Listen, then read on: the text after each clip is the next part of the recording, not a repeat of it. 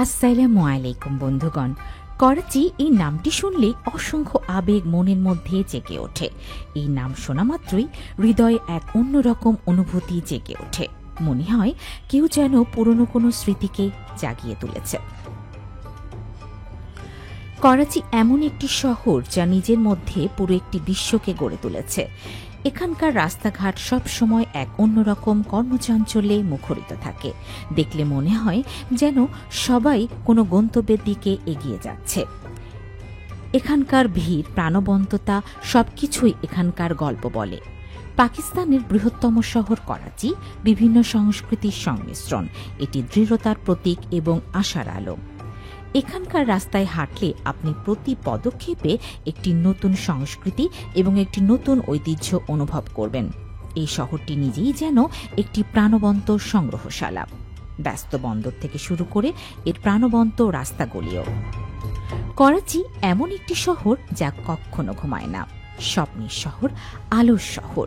রাতে পুরো শহর যখন আলোয় ঝলমল করে তখন মনে হয় যেন তারাগুলো মাটিতে নেমে এসেছে।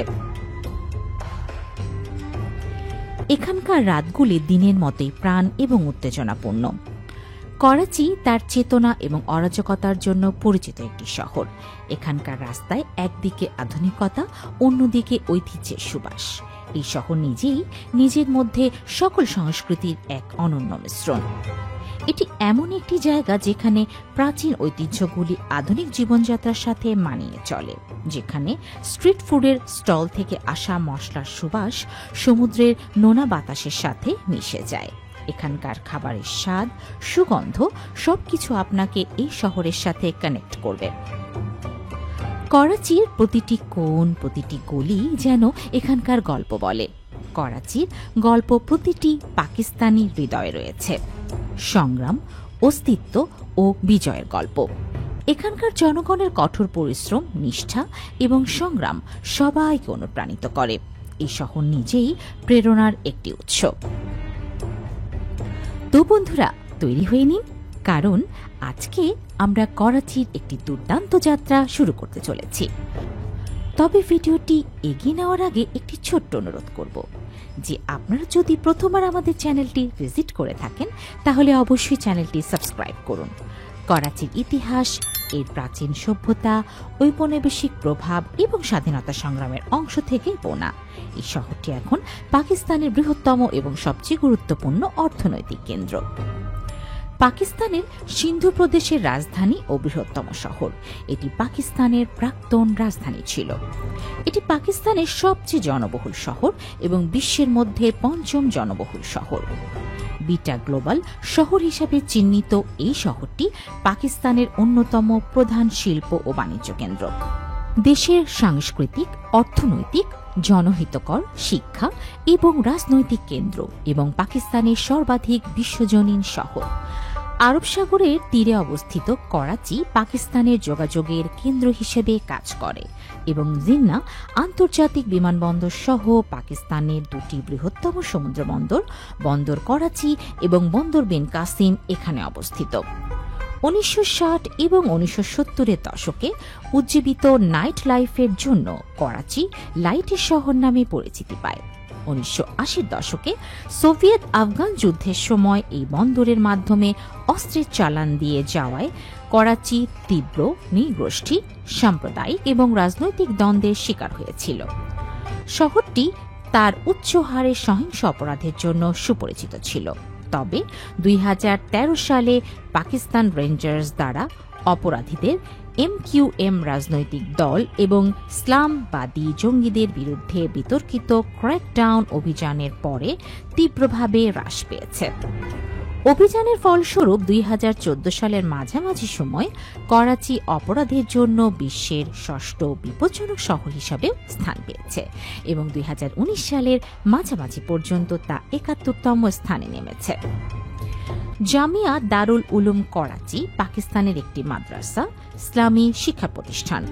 দারুল উলুম দেওবন্দের মূলনীতিকে ভিত্তি করে পরিচালিত হয় মাদ্রাসাটি।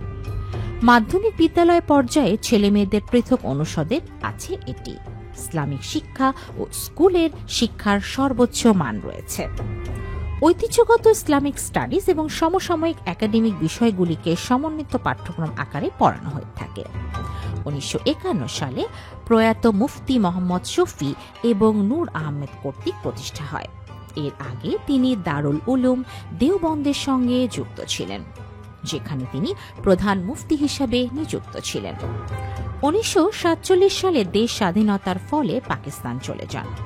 দারুল উলুম করাচির মুফতানিম উপাচার্য মোহাম্মদ রফি ওসমানী, শাইখুল হাদিস ও নায়েবে মুফতানিম সহ উপাচার্য পাকিস্তানের গ্র্যান্ড মুফতি মোহাম্মদ তাকি ওসমানী, দুজনেই প্রতিষ্ঠাতা মুফতি শফি ওসমানীর সন্তান। এটি ওগো ওয়াটার টেকনোলজিসের কাছাকাছি। এখানকার শিক্ষার ধরন নজারা ই কুরআন, দেখে কোরআন পঠন, তাহফিজ উল কুরআন, কোরআন মুখস্থকরণ, তাজভিদ, কোরআনিক ফোনেটিক, ইসলামিক অর্থনীতি বিভাগ, ইসলামী আইন বিভাগ, ইসলামী বিচার বিভাগ, হাদিস বিভাগ, তাফসির বিভাগ, ইংরেজি ভাষা বিভাগ, রাজনীতি বিভাগ, আরবি ভাষা বিভাগ, তথ্য প্রযুক্তি বিভাগ। বন্ধুরা, করাচি বন্দরের নাম তো অনেকেই শুনে থাকবেন। দক্ষিণ এশিয়ার একটি অন্যতম বৃহৎ এবং ব্যস্ততম সমুদ্র বন্দর। এটি পাকিস্তানের করাচিতে অবস্থিত এবং পাকিস্তানের 60% জাহাজবাহিত পণ্য, বাৎসরিক প্রায় 25 মিলিয়ন টন, এই বন্দর দিয়ে পরিবহন করা হয়। বন্দরটি করাচির কিয়ামারি শহর এবং সদ্দার শহরের মধ্যবর্তী স্থানে অবস্থিত, যেটি প্রধান বাণিজ্যিক জেলা এবং বিভিন্ন শিল্পাঞ্চলের নিকটে অবস্থিত। ভৌগোলিক অবস্থানের দিক হতে বন্দরটি হরমুজ প্রণালীর মতো প্রধান জলপথের নিকটে অবস্থিত। 1857 সালে প্রতিষ্ঠিত করাচি বন্দর ট্রাস্ট বন্দরটি পরিচালনা করেন। বন্ধুরা, জিন্না আন্তর্জাতিক বিমানবন্দর, এটি পাকিস্তানের সবচেয়ে ব্যস্ত এবং বৃহত্তম বিমানবন্দর, যা আন্তর্জাতিক ও অভ্যন্তরীণ উভয় ফ্লাইট পরিচালনা করে। 1960 থেকে 1980-র দশকের মধ্যে করাচি বিমানবন্দর ছিল বিশ্বের বেশ কয়েকটি প্রধান বিমান সংস্থার জন্য একটি গুরুত্বপূর্ণ স্টপ, যেখানে তারা জ্বালানি ভরত। তবে দুবাই বিমানবন্দরের উত্থান, দীর্ঘ দূরত্বের উড়ানের জন্য আরও উন্নত বিমানের ব্যবহার এবং 1990-এর দশকে করাচির প্রতিকূল রাজনৈতিক পরিস্থিতি অনেক বিমান সংস্থাকে তাদের পরিষেবা বন্ধ করতে বাধ্য করে। এর শিকড়গুলি বিশ্বের প্রাচীনতম সভ্যতাগুলির মধ্যে একটি, সিন্ধু উপত্যকার সভ্যতার সঙ্গে সংযুক্ত, যা শহরটির আধুনিকতাকে প্রায়শই ছাপিয়ে যায়। এই ল্যান্ডস্কেপ জুড়ে ছড়িয়ে ছিটিয়ে থাকা অতীত যুগের অবশিষ্টাংশ দীর্ঘ অতীতের গল্প বলে। প্রাচীন ধ্বংসাবশেষ এবং ঐতিহাসিক স্থানগুলির পাশাপাশি আধুনিক ভবনগুলি আমাদের স্মরণ করিয়ে দেয় যে করাচির ইতিহাস কতটা গভীর এবং বৈচিত্র্যময়। এরকম একটি লুকানো রত্ন হল চৌকড়ি কবরস্থান, যা 15তম থেকে 18 শতকের একটি প্রত্নতাত্ত্বিক স্থান। এই স্থানটি কেবল তার ঐতিহাসিক তাৎপর্যের জন্যই নয়, তার স্থাপত্য এবং শিল্পের জন্য পরিচিত। বেলে পাথরের সমাধিগুলি কুরাইশ ও বেলুচ গোত্রের দক্ষ কারুকার্যের উদাহরণ হিসাবে দাঁড়িয়ে আছে, যারা একসময় এই শহরটি শাসন করেছিল তাদের জটিল খোদাই এবং অনন্য স্থাপত্য শৈলীর সাথে। এই সমাধিগুলির খোদাইগুলিতে জটিল জ্যামিতিক নিদর্শন এবং ফুলের নকশা রয়েছে, যা সেই সময়ের শিল্প ও সংস্কৃতিকে ইঙ্গিত করে। আরেকটি পরিচিত ঐতিহাসিক স্থান ছিল হিন্দু জিমখানা, একটি দুর্দান্ত ভবন যা একসময় ব্রিটিশ রাজ্যের সময় একটি সামাজিক ক্লাব হিসাবে কাজ করেছিল। এই ভবনটি কেবল তার স্থাপত্যের জন্যই নয়, করাচির সামাজিক ও সাংস্কৃতিক জীবনে বিভিন্ন সম্প্রদায় কিভাবে অবদান রেখেছে তা প্রদর্শনের জন্য গুরুত্বপূর্ণ।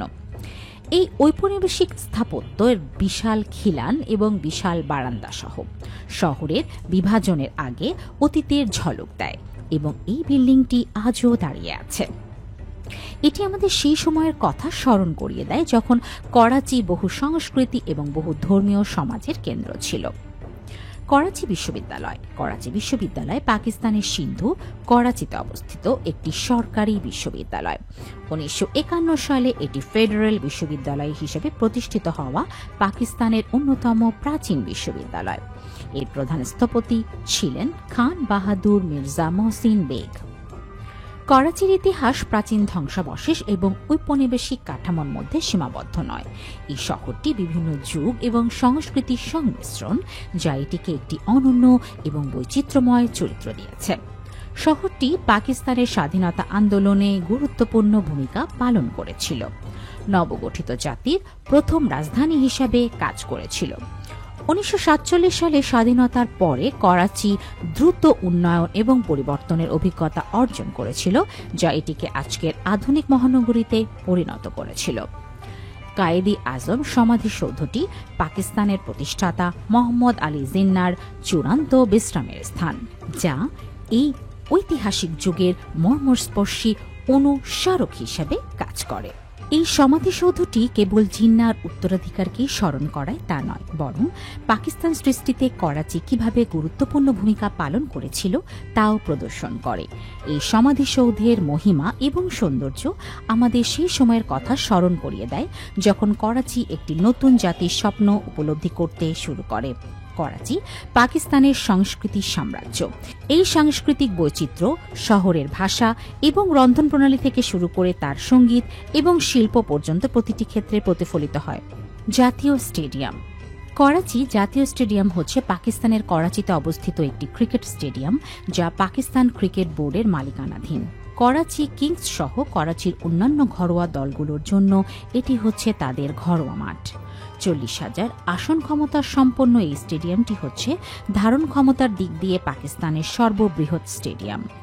এই মাঠে পাকিস্তান ক্রিকেট দলের টেস্ট ক্রিকেটে বেশ উল্লেখযোগ্য রেকর্ড রয়েছে, যাতে 40টি টেস্ট খেলে মাত্র 2টিতে পরাজিত হয়।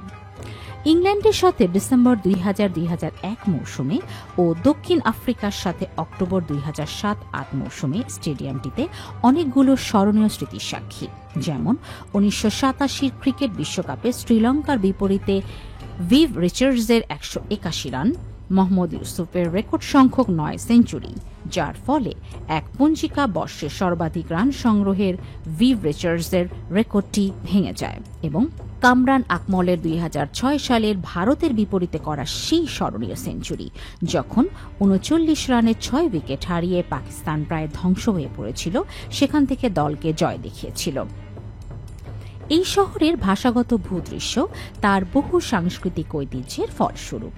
উর্দু ব্যাপকভাবে জাতীয় ভাষা হিসাবে কথিত হয়। সিন্ধি, পাঞ্জাবি, পশতু, বেলুচি এবং মেমনি সহ আরও অনেক ভাষার কথা শোনা যায়। প্রতিটি ভাষা শহরের সাউন্ডস্কেপে তার অনন্য সুর যুক্ত করে।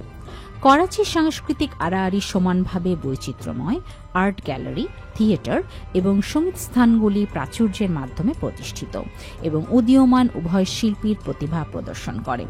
ঐতিহ্যবাহী কাওয়ালি পারফরম্যান্স থেকে শুরু করে সমসাময়িক শিল্প প্রদর্শনী পর্যন্ত করাচির সাংস্কৃতিক ক্যালেন্ডারের সর্বদা উত্তেজনাপূর্ণ ইভেন্টে ভরপুর থাকে। এখানকার খাবারগুলি কেবল সুস্বাদুই নয়, বরং তার সুগন্ধ এবং উপস্থাপনাও মনোমুগ্ধকর। বিরিয়ানির কথা উল্লেখ না করে কেউ করাচির খাবার সম্পর্কে কথা শুরুই করতে পারে না, যা মাংস এবং সুগন্ধযুক্ত মশলার মিশ্রণে রান্না করা একটি সুগন্ধি চালের খাবার। এই বিরিয়ানি করাচির একটি পরিচয় হয়ে উঠেছে এবং প্রতিটি পরিবারে এটি প্রস্তুত করার একটি আলাদা উপায় রয়েছে। করাচির প্রতিটি পাড়ায় নিজস্ব অনন্য বিরিয়ানির রেসিপি রয়েছে, যা প্রজন্মের পর প্রজন্ম ধরে চলে আসছে। প্রতিবারই এখানকার বিরিয়ানিতে আপনি নতুন স্বাদ পাবেন। করাচির স্ট্রিট ফুডে স্বাদ এবং টেক্সচারের একটি ছন্দ রয়েছে। এখানে আপনি প্রতিবারের একটি নতুন স্বাদ এবং অভিজ্ঞতা পাবেন, যা আপনার ভ্রমণকে স্মরণীয় করে তুলবে। তো বন্ধুরা, এই ছিল আমাদের সুন্দর শহর করাচির যাত্রা। আশা করি আপনার এই ভিডিওটি পছন্দ হবে এবং নতুন কিছু শিখতে পারবেন। ভিডিওটি ভালো লাগলে লাইক ও শেয়ার করুন। এরকম আরো সুন্দর সুন্দর ভিডিও পেতে আমাদের চ্যানেলটি সাবস্ক্রাইব করতে ভুলবেন না। সবাইকে অসংখ্য ধন্যবাদ।